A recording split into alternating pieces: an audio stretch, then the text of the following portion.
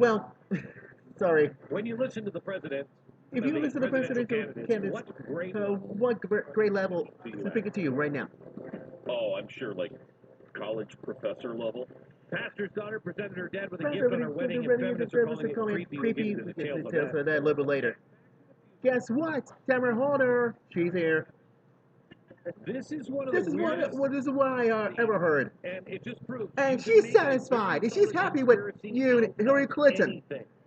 We're going to We're start talking there right now, and you know what I'm talking about. It's me, LHMusic, and Time Factor Crew. Guess what? We're back with an all-new Time Factor radio show, and I will pressure you, Tamara Holder, if it's the last thing I do. Mr. Avery, sing, please.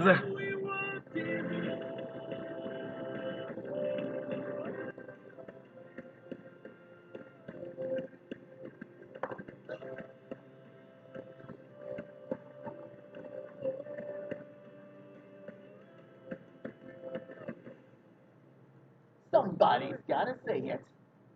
That's why LHMusic and the Time Factor Crew are inside your radio set. That's where the real conservative truth lives here. This is the LHMusic Time Factor Radio Show. Third and last hour. Peter King with his student UNO. It's the Time Factor Radio Show. Box office, day before yesterday. And What was it? Glad you're with us. Equipment Why don't you that listen kept to me this? in touch with the State Play Department this. at all times. I did not sleep all night. I was very much focused on what we were doing. You're an incredible optimist. I mean, there are some people maybe being a little more realistic inside your party. I'm thinking of Congressman Pete King from New York, who is worried aloud that your party's no longer serious about governance. You know, he says the kinds of people who are coming to the top in our party are the people who talk about shutting down the government, of defaulting the government budget. This is not a serious proposition for governance. I couldn't agree more. And a lot of my battles when I was in Congress was to fight against the nonsense to say somehow that the U.S. government should default on its debt or that we should go into a shutdown. I disagree Well, with if you that. call that nonsense, maybe you need to be looking for a different party. So, no, listen, there's a real difference between the Democratic Party and the Republican Party. And I would not say Donald Trump is reflective of the Republican Party. He's not a conservative. You know, a lot of the Tea Party issues out there and the agenda that they are pursuing, they're more populist radicals than they are conservatives. Real conservatives are conservatives who believe in progress through incremental progress and a temperament that is befitting of a conservative, not a revolutionary. And that's really the foundation upon which the U.S. was built and the Constitution that we have. But I do think as we get closer, you'll see a lot more seriousness on the part of the voters. That was Eric Cantor, Cantor, an interview that he did. Very disappointing disappointing comments. Very different from you the know guy who. that But the guy I interviewed that was I interviewed part with of the young guns. and part Guns, of what and was what was publicly stated by him and others. And obviously there's contempt and anger and resentment towards Tea Party conservatives and others that wanted the Republicans to stand more on principles. Prior to that, you had Martha Roby. That was an incredible exchange yesterday. Last where week, Hillary literally laughing. Ha ha. I'm not sure. I don't like her. But laughing has nothing to do with it. To me, there were a To couple me, of key is blockbuster moments in yesterday's testimony. Hillary Clinton. I keep mentioning the 600 plus security requests that were made. Things were deteriorating so rapidly. Inside of Benghazi, the cable by Ambassador Stevens saying that Al-Qaeda is camped right here in town. Nobody paid attention. Darn attention. Security requests were denied. The Secretary of State said she didn't see them, but she did see vicious Blumenthal's emails and cast them around like it was gospel truth for the guy that's never even been there. And then, of course, on the night of this attack, the night that she was talking about that, while the consulate was still under attack, she released a statement blaming the anti-Muslim internet video for citing the protest that led to the death of the ambassador Chris Stevens and three others. And that's what she was telling the American people. That was the line that was pushed by the Obama administration. Yet 1 hour later, she sent an email to her own daughter saying two officers killed in Benghazi by an Al-Qaeda-like group. So she knew it was a terrorist attack, but shows to say something else. And then, of course, the comments that she made to the Egyptian Prime Minister the very next day, it wasn't related to a video. Directly says not related to a video. Now, The White House, a couple of other issues surrounding this. Number one, it seems that they sought a Benghazi anti-Islam video. apparently went video shopping the night of Benghazi attack, where they take up documents the judicial watch detailed 3 hours after the initial attack on the U.S. personnel in Benghazi, the White House contacted YouTube in an apparent bid to blame the assault on the obscure Pastor John video, the Pastor John video, instead shows the innocence of Muslims that had been out for a a long period of time by this filmmaker. Pastor John reference appears to have been a rarely viewed video by Oregon Pastor John Corson entitled God versus Allah. God versus Allah. Low-key exposition of the Biblical Book of Kings. We have that, and of course, all the polls. It's all part of our news roundup and part of a time factor here on the Sean Hannity Show. Join us. Michael Cohen, Executive Vice President, Special Counsel to Mr. Trump. We got Tamara Holder, yeah, she's here. Sports Court on FoxNews.com. Also, we have Ron Christie, former special assistant to the President Bush, and contributing columnist to the Daily Beast. Welcome to the Time Factor Radio Show. Hey, Sean, how are you? Hey, I'm good. What's going on, Michael? How are you? What's going on? Let me start with everything that we know about what's happened here. This was now an elaborate deception.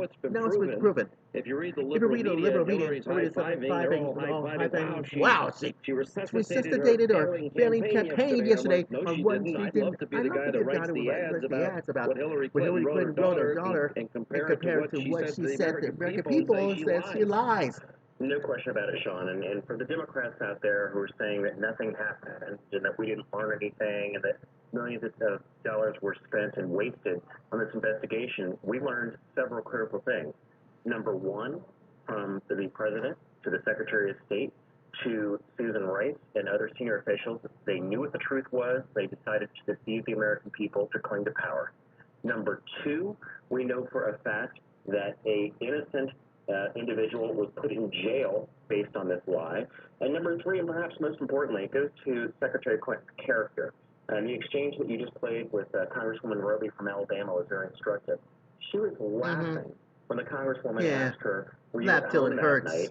No, where were you? Why weren't you on the 7th floor of the State Department? Why weren't you at the Situation Room in the White House? Why weren't you managing this crisis and working with the folks in the security regime, if you will, to make sure that we could get air power and support to our armed forces folks who are under fire, protecting our ambassador who sadly and tragically died. So I think we learned a lot yesterday, Sean, and I think that Secretary Clinton comes out of this. She may think that she's won the battle, but I think she's going to lose the war in her bid for the presidency.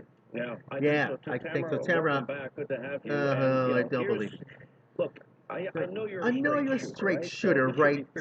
Just to kill me, huh? And that was a night of the attack on September 11th, 2012. Hillary released a statement blaming anti-Muslim internet video. And then she writes her own daughter an hour later. And says, no, this is a terrorist attack. The next day she writes the Egyptian Prime Minister and says the same thing is not related to a video. So she's telling the American people one thing, and the Egyptian Prime Minister's daughter another thing. What do we call that in Tamara? Is that called a lie where you live? A lie where you live in? I don't know what it's called. It could be called deception. Deception, huh? Deception is a lie. Deception is a lie, huh? I think that it was a premature answer, in my opinion. I've made it very clear on your show and many other shows. Wait a minute here! Isn't the president weeks and months after? Let me finish, Sean. I was saying that I have said many times that I'm not I'm not a Hillary Clinton fan, and I feel that she's been very deceptive for a long time. However, this has to end. What do you mean has to end? What do you mean? Americans. We lost what do you mean? Heroes. What do you mean has to end? There have been embassy attacks in under former presidents. Under George Bush, I believe there were 30. And I don't understand why we spent $20 million around. You can give or take $5 million, or let's just say it was $10 million on investigating something to bring Hillary Clinton down.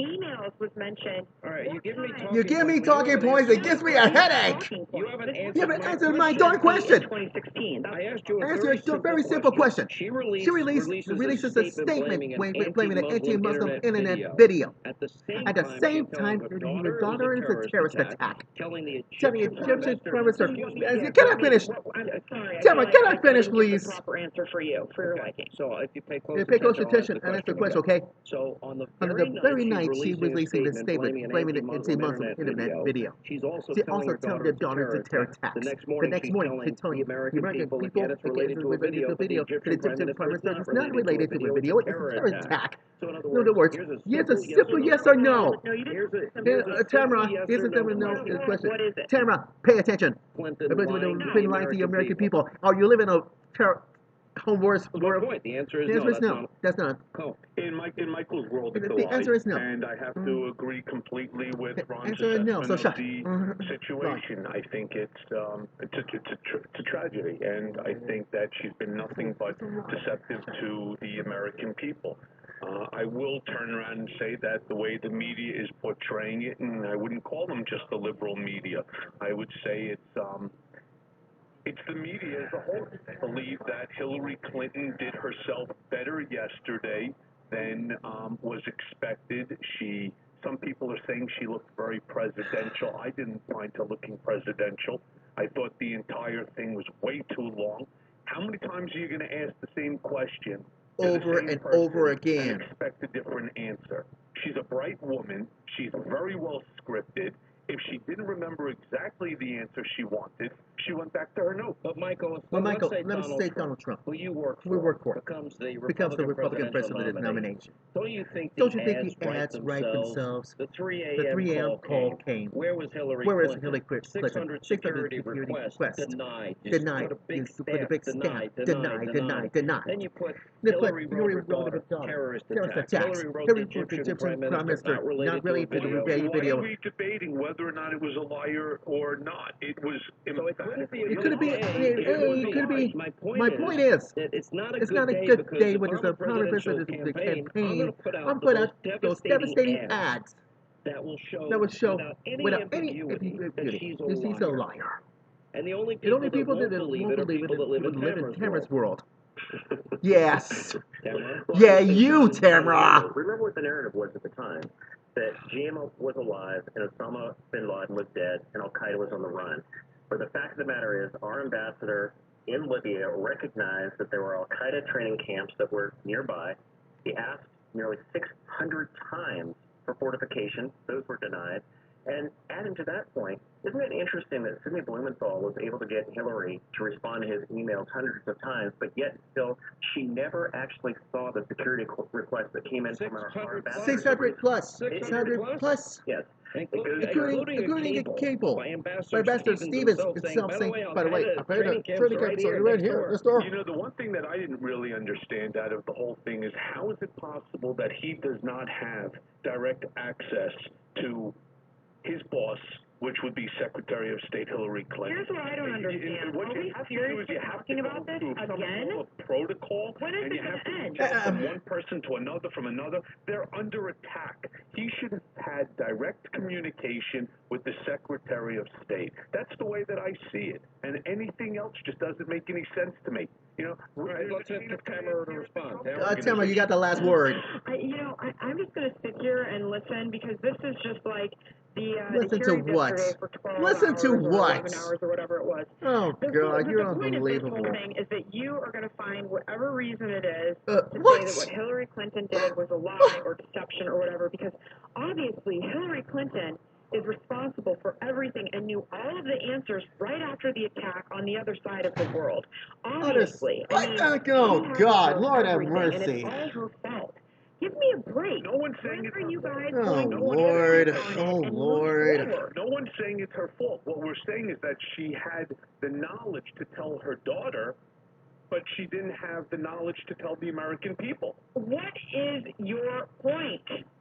The point is, she lied. It shouldn't be that she lied, so she shouldn't be president, because she's supposed to tell the American people every single thing that she knew in a highly intelligent forget about situation. No, forget about saying to tell the American people the truth. How about just don't lie? Say we're investigating it. Instead, she comes up with some cockamamie story, right? And then wants to stick to that story when there's emails to her daughter telling her what's really going on. Who's entitled to that information more? The American people or her daughter? All right. And Tamara, I would add to that. She stood over the coffins of our 4 brave people who served and lost their lives and said, we're going to find the person behind this video. We're going to hold them responsible, when she knew that wasn't the truth. If she's willing to lie to their face, that's right. Right to the face. Good point. Good point. Good point. We're going to take a break. we'll come back. We're also going to expand out. We'll talk about... Okay, now, I gotta go. Anyways, thank you, Tamara Holder. Thank you, Michael, Ron, Christy, because